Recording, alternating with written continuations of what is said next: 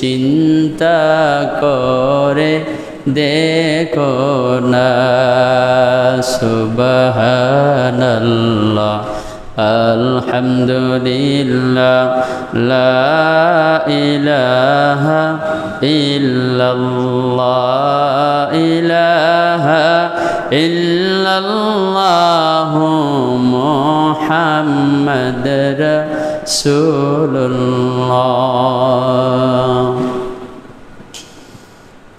আলহামদুলিল্লাহ, আল্লাহ পাক আমাদেরকে পবিত্র জুমার নামাজ জামাতের সহিত আদায় করার জন্য আল্লাহ পাকের ঘরে এসে উপস্থিত করেছেন। আমরা উপস্থিত হতে পেরেছি, এর জন্য মহান মালিকের দরবারে প্রাণ খুলে একবার কালিমাতুশ শুকর আদায় করি। সকলে বলেন আলহামদুলিল্লাহ।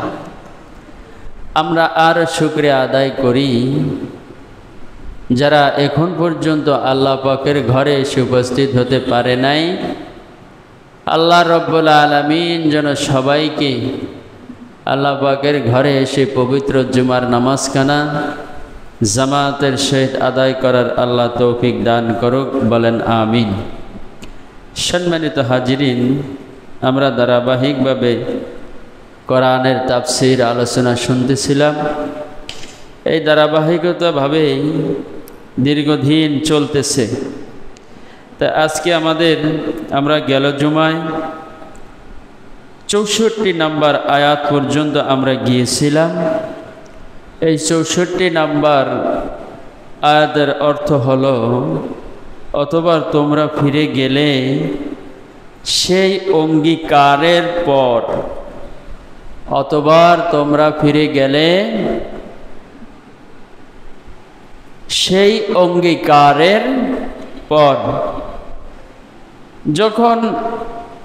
তখন যদি তোমাদের উপর আল্লাহ তাআলার দয়া ও তার রহমত না হতো, তাহলে অবশ্যই তোমরা বিনাশপ্রাপ্ত মানে শেষ হয়ে যেতে।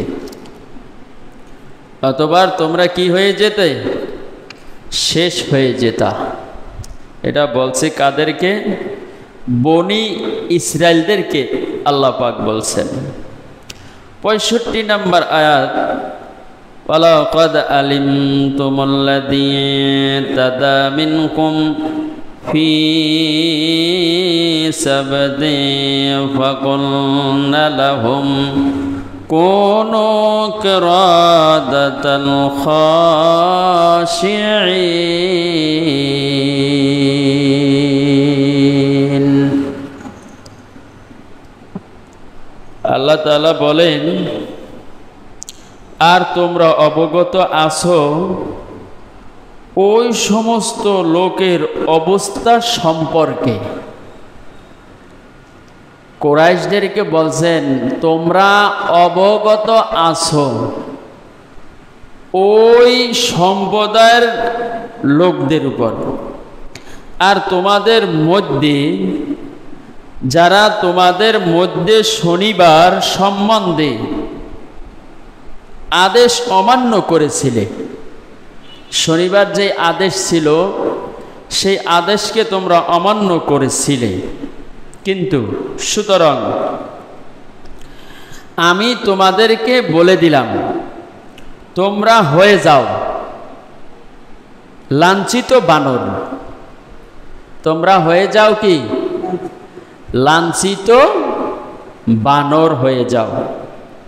এটা আল্লাহর কথা। আল্লাহ পাক বলেছেন যে তোমরা কি হয়ে যাও? যে বানর, লাঞ্ছিত বানর হয়ে যাও।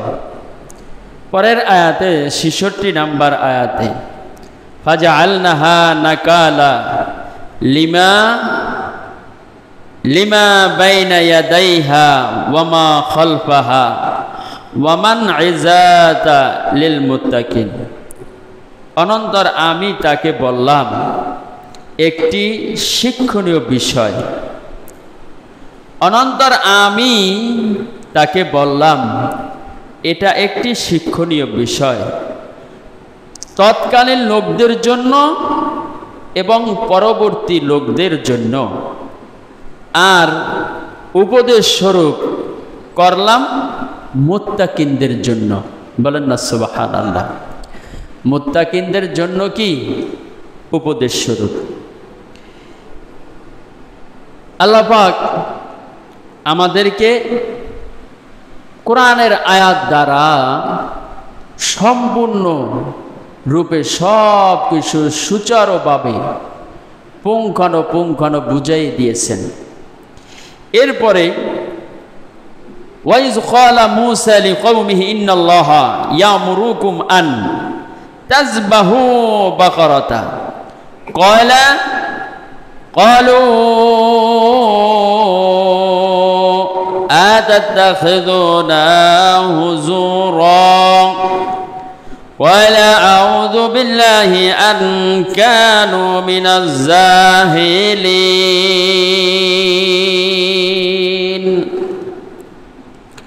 আর যখন হযরতে মূসা আলাইহিস সালাম সম্প্রদায়ের লোকদেরকে মানে গোষ্ঠীদেরকে, তাদের গোষ্ঠীর লোকদেরকে বলেছেন, আল্লাহ তোমাদের আদেশ করেছেন যে তোমরা একটি গরু জবাই করো, যে তোমরা আল্লাহর আদেশ অমান্য করেছো, যাহাই কিছু করেছো, আল্লাহকে সঠিক মতন মানো নাই, আবার আল্লাহর বিধান তোমরা মানো নাই। ঠিক আছে, তোমরা ওই সকল অভিশপ্ত থেকে তোমাদেরকে বাঁচার জন্য আল্লাহ পাক বলেছেন মূসাকে, মূসা তোমার সম্প্রদায়ের লোকদেরকে জানিয়ে দাও যে আল্লাহ তাআলা তোমাদেরকে আদেশ করেছেন যে একটি গরু জবাই করো, একটা গরু জবাই করো। তারা বলল, আপনি কি আমাদের সাথে ঠাট্টা করছেন? তার লোকদের, সম্প্রদায়ের লোকদের তারা বলে মূসা আলাইহিস সালামকে, আপনি কি আমাদের সাথে ঠাট্টা করছেন? আপনি কি আমাদের সাথে ঠাট্টা করছেন? মূসা আলাইহিস সালাম বললেন, না, আমি আল্লাহর আশ্রয় প্রার্থনা করছি অজ্ঞ লোকদের অন্তর্ভুক্ত হওয়া থেকে। মূসা আলাইহিস সালাম বললেন, আমি অজ্ঞ লোকদের থেকে আমি আল্লাহর নিকট আশ্রয় কামনা করছি এবং প্রার্থনা করছি ওই সকল অজ্ঞ লোকদের অন্তর্ভুক্ত হওয়া থেকে, যাতে ওই সকল লোকদের অন্তর্ভুক্ত আল্লাহ আমারে না করে, এর থেকে আমি আল্লাহর কাছে ফরিয়াদ করছি। পরের আয়াতের অর্থ,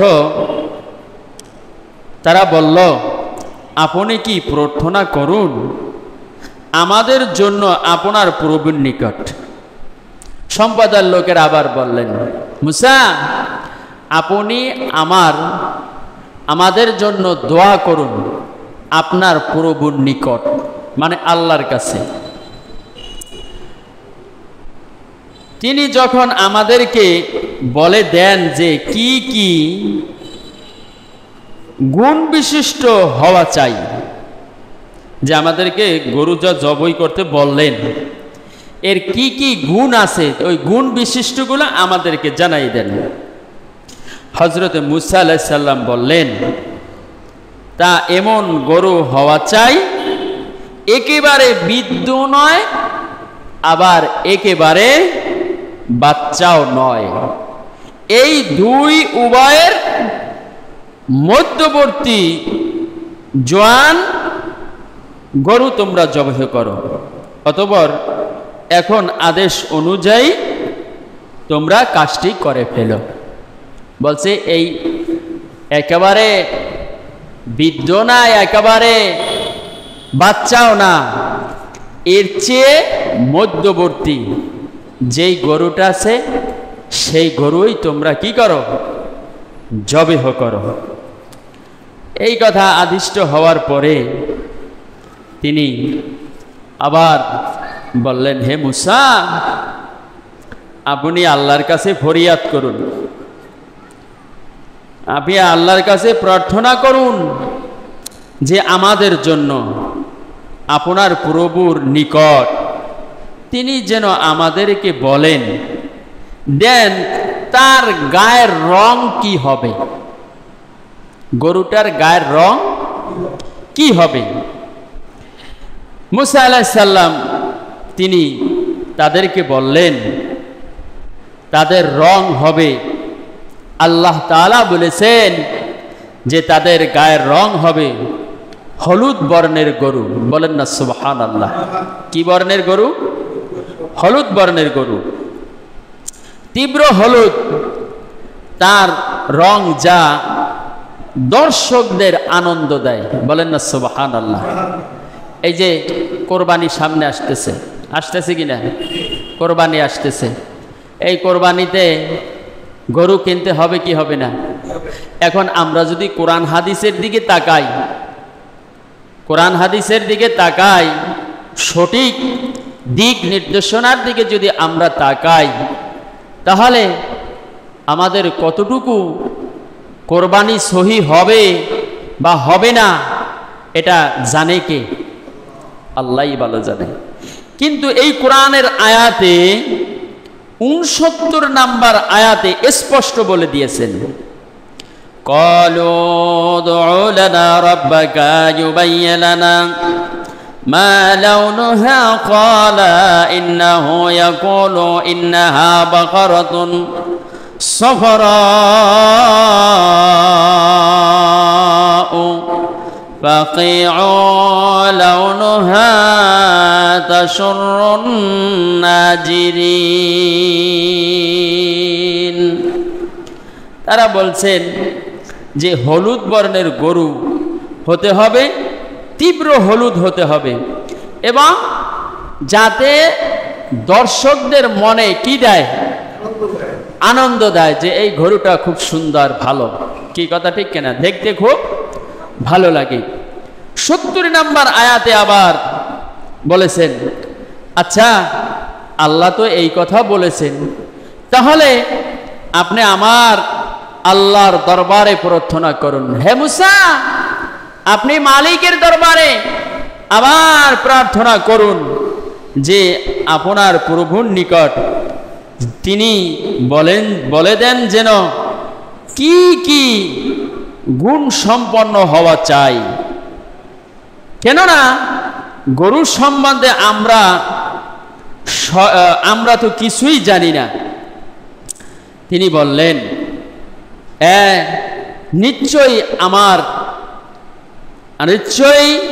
আমরা ইনশাল্লাহ ঠিক বুঝতে পারবো।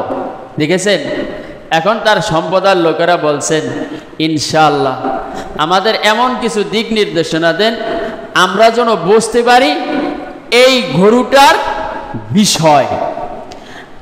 71 নাম্বার আয়াতে বললেন মুসা, তারা জানতে বললেন, জানলেন, মুসারে বলে জিজ্ঞেস করতে বলেন, জিজ্ঞেস করলেন, এরপরে বললেন ক্বালা ইন্না ইয়াকুলু ইন্নাহা বাকারাত লা যুলুলান তুশিরু আরদা ওয়ালা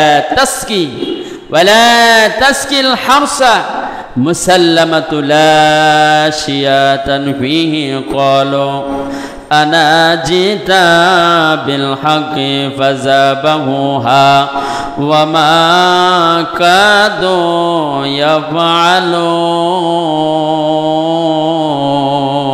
ইয়াফআলুন।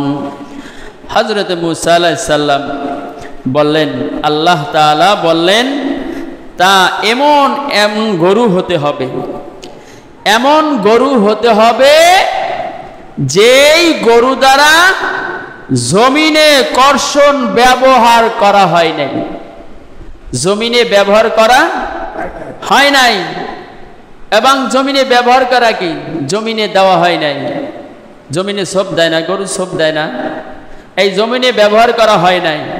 এরপরে বলছেন কোনো কৃষি কাজে যেই গরুটাকে ব্যবহার করা হয় নাই এবং ওই ব্যবহার করা হয় নাই, এবং সেক্ষেত্রে পানি সেচাও তার দ্বারা হয়নি, তার দ্বারা কি পানি সেচাও হয় নাই, এবং নিখুঁত থাকতে হবে, তাতে কোনো দাগ থাকতে পারবে না। তারা বলল, এমন আপনি পূর্ণ বর্ণনা দিয়েছেন, আলহামদুলিল্লাহ, অন্তত আমরা অবশ্যই গরু জবহি করব। বলেন না সুবহানাল্লাহ।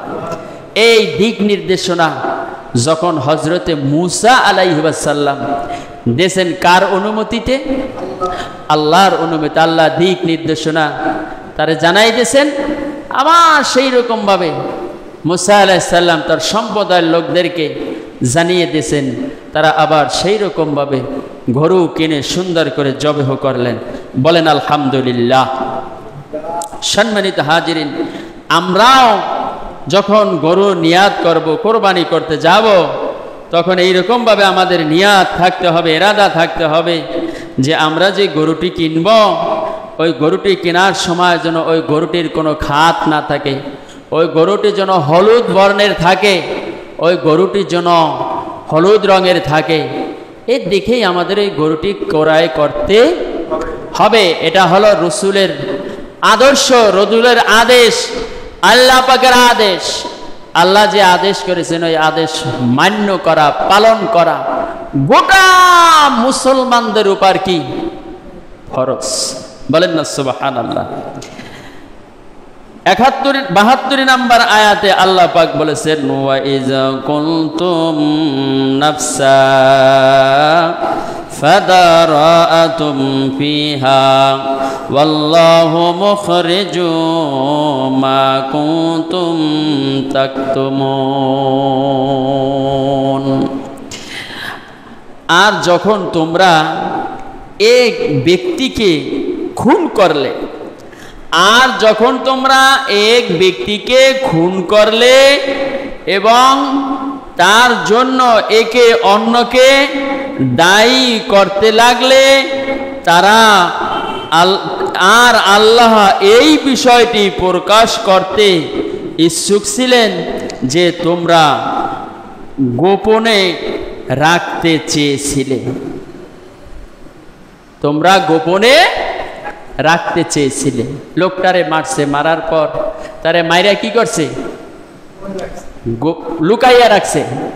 এরপরে আবার গোপনে তারে কি মাটিতে রাখতে চাইছে। আল্লাহ পাক বলেন যে আল্লাহ যা দেখেন, আল্লাহ যা বোঝেন, মানুষ তা দেখে, কথা কয় না। মানুষ দেখে, মানুষ জানে, জানে না। আমি এই পৃথিবীতে বসে, এই দুনিয়ায় বসে কি করতেছি বা না করতেছি সব দেখে কে? আল্লাহ। আল্লাহ পাকের এক খাস বান্দা ছিলেন, আল্লাহর ওলি ছিলেন।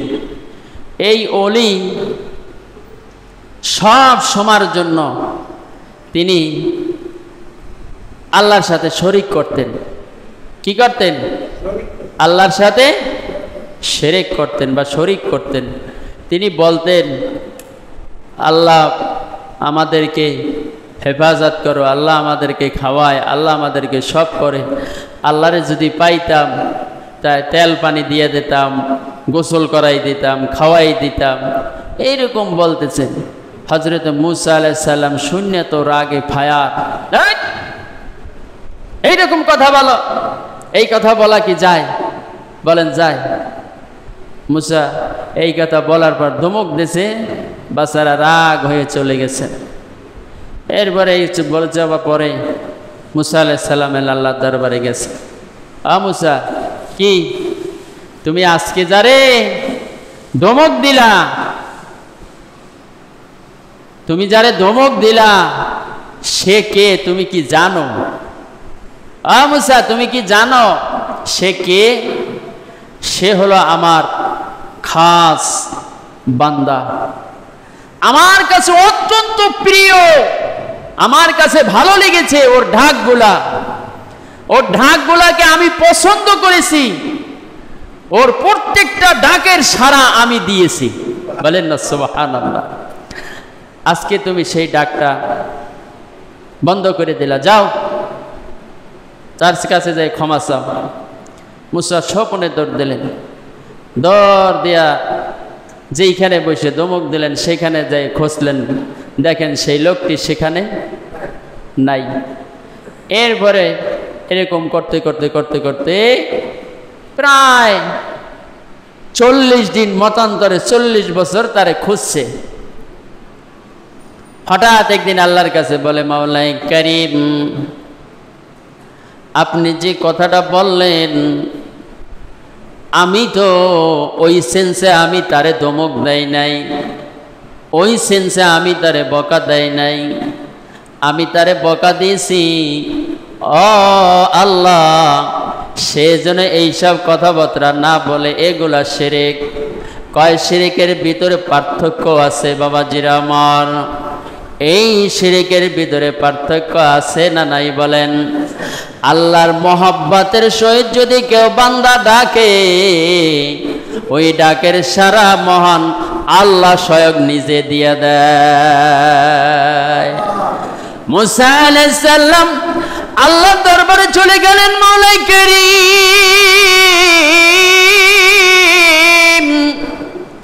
আমি তো ওই লোকটিকে খুঁজে পাচ্ছি না, আমি কোনখানে গেলে ওই লোকটির সন্ধান পাবো রে? ও আল্লাহ, আমাকে সেই সন্ধানটা আপনি আমাকে দিয়ে দেন। আমি তো ওই সন্ধান ওই ব্যক্তিটাকে আমি খুঁজে পাচ্ছি না গো আল্লাহ, আপনি তো দেখেন ওই বান্দা কোন জায়গায় আছে। বলেন না সুবহানাল্লাহ। আল্লাহ দেখে কি দেখে না? জোরে কর। আল্লাহ দেখতেছেন। মুসা বলতেছেন, আল্লাহ ওই বান্দারা কোন জায়গায় আছে আপনি তাড়াতাড়ি আমাকে একটু বলেন। আল্লাহ পাক বলেন, মুসা রে, যাও যাও অমুক পাহাড়ের কিনারায় বসে সিজদায় রত পড়ে আমার কাছে কাঁদতেছে আর ক্ষমা চাইতেছে। যাও যাও ওই পাহাড়ের কিনারে তুমি চলে যাও। মুসা আলাইহিস সালাম পাহাড়ের কিনারে আসিয়া দেখতেছেন ওই বৃদ্ধ লোকটা সিজদায় পড়িয়া মাওলাই কারীমের কাছে কাঁদতেছে আর বলতেছে, আল্লাহ আমি বেয়াদবি করেছি, আমি ভুল করেছি, আল্লাহ তুমি যদি আমারে ক্ষমা না করো, আমাকে আর এই পৃথিবীর বুকে কেউ ক্ষমা করার নাই, আল্লাহ তুমি আমারে মাফ করিয়া দাও। বলেন না সুবহানাল্লাহ। নবীজি নূরের নবী,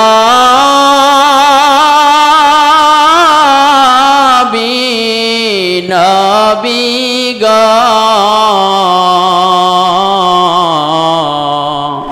ওই নবীজির মায়ায় পড়ে কাঁদিল, ওই নবীজির মায়ায় পড়ে কাঁদিল। নবী আমায় কাঁদে ডাকে উম্মতিয়া,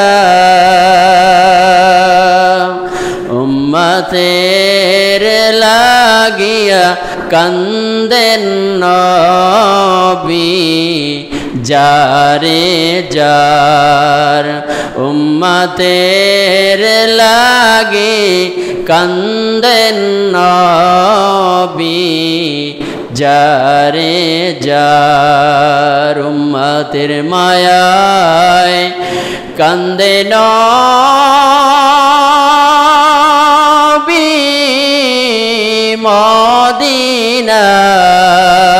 মদিনায়। হায়রে উম্মত কি করিলি নিজের জায়গায়, কি করিলি উম্মত বান্দা নিজের জায়গায়। বাবাজি আমার, হযরত মুসা আলাইহিস সালাম যায়া দেখতেছেন সিজদায় রত পড়িয়া রইছে আর মাওলাই কারীমের কাছে কাঁদতেছে, মাওলাই কারীম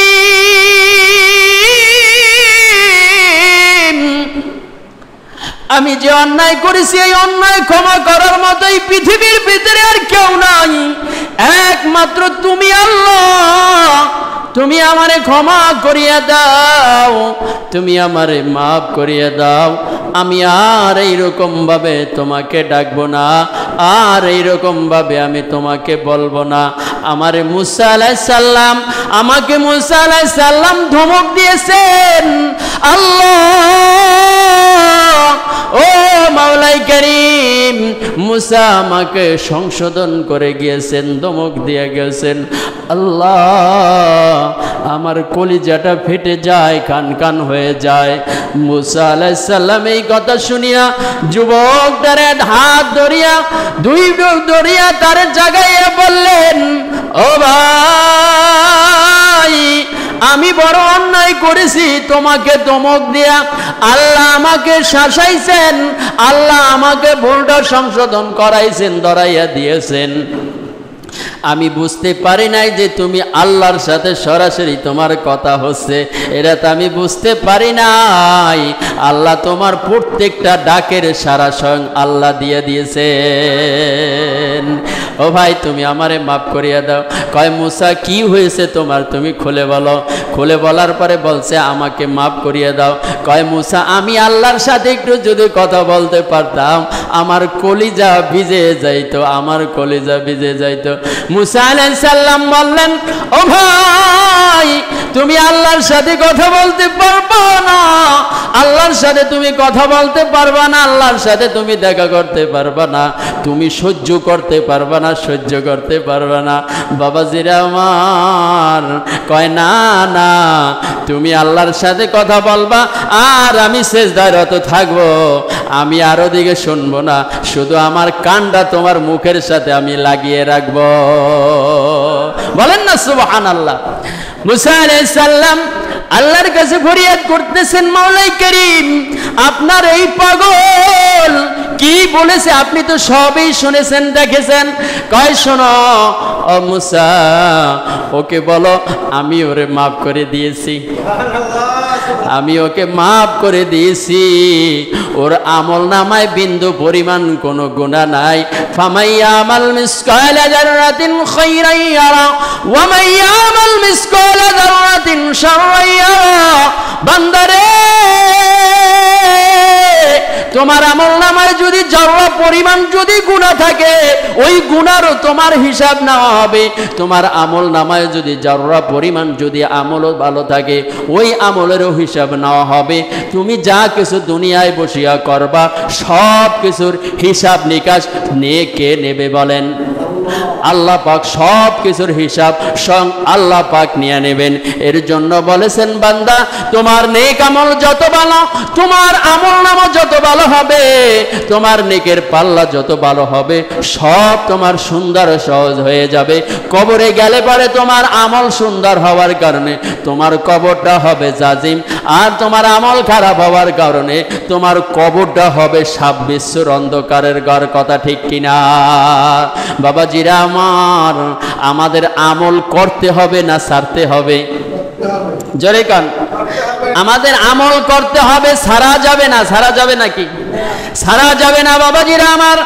এর জন্য আল্লাহ পাক বলেছেন ফাকুলনা দরিবুহা বিবাদিহা কাযালিকা ইউহিল্লাহা মাউতা ওয়া ইউরিকুম আয়াতি লাআল্লাকুম তাকিলুন।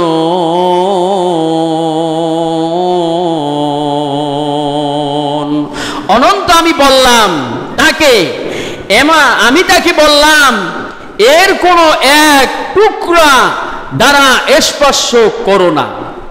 এরূপ আল্লাহ জীবিত করবেন মৃতকে, আবার তোমাদেরকে দেখাবেন, তোমাদেরকে দেখান তারা নিদর্শন বলি অনুযায়ী তাদের তোমাদের অনুভাবন করতে পারেন।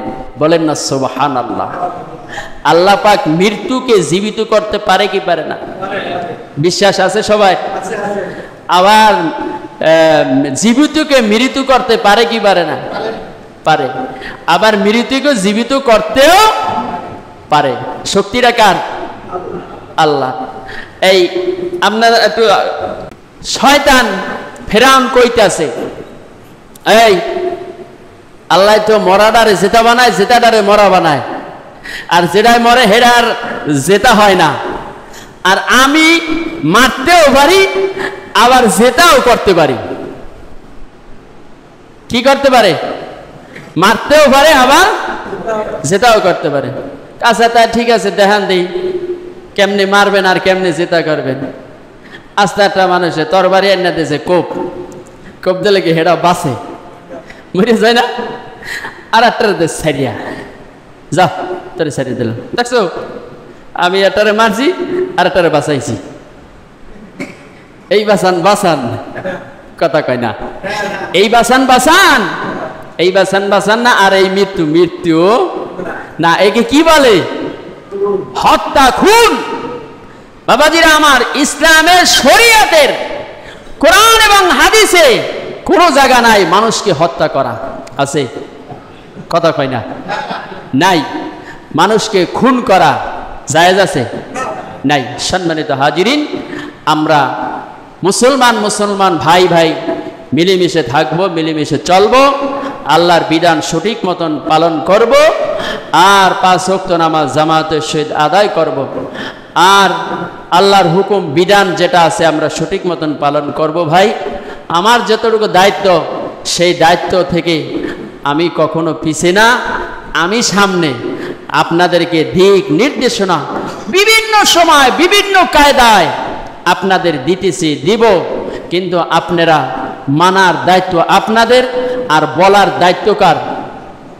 কথা কয় না, বলার দায়িত্ব কার? আমার। আর মানার দায়িত্ব কাদের? আপনাদের। আপনারা মানলে সাকসেস, না মানলে কি না সাকসেস। যেমন আপনারা আমাদের সাথে একটা প্র্যাকটিক্যাল কথা বলেন যে মানলে হয় আবু বকর, না মানলে হয় কি আবু জাহেল। এই তো সুন্দর কথা কইছেন। এখন এইটা যদি বুঝছে, যদি আমল করেন, তাই কি আবু জাহেল হওয়া যাবে? যাইবে না। যাই হোক, আল্লাহ পাক আপনাকে আমাকে ইমানদার মুত্তাকিন মুমিনা হয়ে কবরে যাওয়ার তৌফিক দান করুক, বলেন আমিন। ওয়া আখিরি দাওয়ানা আনিল হামদুলিল্লাহি রাব্বিল আলামিন। আসসালামু আলাইকুম ওয়া রাহমাতুল্লাহি ওয়া বারাকাতুহু।